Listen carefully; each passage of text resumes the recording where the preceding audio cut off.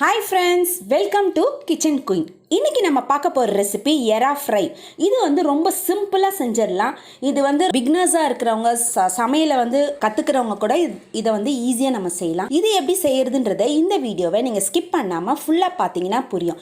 இந்த வீடியோ உங்களுக்கு ரொம்ப பிடிச்சிருந்ததுன்னா உங்க ஃப்ரெண்ட்ஸ் அண்ட் ரிலேட்டிவ்ஸ்க்கு ஷேர் பண்ணுங்க, லைக் பண்ணுங்க, கமெண்ட் பண்ணுங்க. உங்களுடைய கமெண்ட் நெகட்டிவா இருந்தாலும் பரவாயில்ல, நீங்க எதுவா இருந்தாலும் நீங்க கமெண்ட் பண்ணலாம். வாங்க இப்போ வீடியோக்குள்ள போலாம். 1/2 கிலோ எறா வாங்கி நல்லா க்ளீன் பண்ணி வச்சுருக்கேன். அது கூட 1/4 ஸ்பூன் அளவு மஞ்சத்தூள், 1/4 ஸ்பூன் அளவு உப்பு, 3/4 ஸ்பூன் அளவு வெறுமிளகாய்த்தூள், 3/4 ஸ்பூன் அளவு இஞ்சி பூண்டு விழுது போட்டு நல்லா மிக்ஸ் பண்ணி விட்டுடலாம். இதை நம்ம மிக்ஸ் பண்ணிவிட்டு ஒரு 1/2 மணி நேரம் மேரினேட் பண்ண போகிறோம். அப்போ நமக்கு இந்த உப்பு காரம் எல்லாம் அது உள்ளே இறங்கி நல்லாயிருக்கும். இந்த மாதிரி நல்லா மிக்ஸ் பண்ணி விட்டுருங்க. இதை மிக்ஸ் பண்ணி விட்டுட்டு நீங்கள் 1/2 மணி நேரம் மூடி வச்சிடலாம். இப்போ நம்ம ஒரு கடாயில் எண்ணெய் ஊற்றிக்கலாம். எண்ணெய் ஊற்றிட்டு 2 வெங்காயம் இந்த மாதிரி நீல நீளமாக மெலிசாக கட் பண்ணி வச்சுருக்கேன், அதை சேர்த்துக்கலாம். சேர்த்துட்டு வெங்காயத்தை நல்லா வதக்கி விடுங்க. இந்த வெங்காயம் எவ்வளோக்கு எவ்வளோ நல்லா வதங்குதோ அவ்வளோக்கு அளவு அந்த எறாவோட ஃப்ரை அவ்வளோ சூப்பராக இருக்கும் உங்களுக்கு. இந்த மாதிரி வெங்காயம் நல்லா ஒரு அரை வேக்காடு நல்லா வெந்த பிறகு நீங்கள் இப்போது 4 பச்சை மிளகாவை நல்லா கீறி வச்சுருக்கோம், அதை நம்ம இதில் சேர்த்துக்க போகிறோம். சேர்த்துட்டு நல்லா வதக்கி விடுங்க. வெங்காயம் நல்ல கலர் சேஞ்ச் ஆகணும், அந்த அளவுக்கு நீங்கள் வதக்கி விடணும்.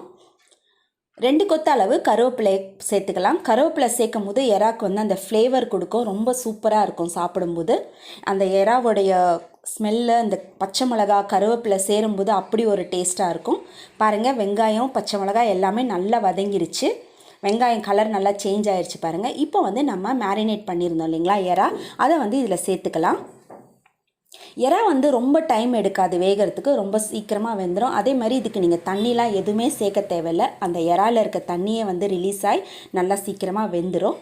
நல்லா வதக்கி விட்டுருங்க.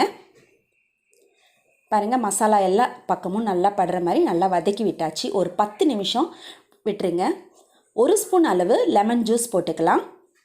போட்டுட்டு ஒரு 2-3 நிமிஷம் வதக்கி விடுங்க. எறா பாருங்கள் நல்லா வெந்து நல்லா சூப்பராக நல்லா ட்ரை ஆகிடுச்சு.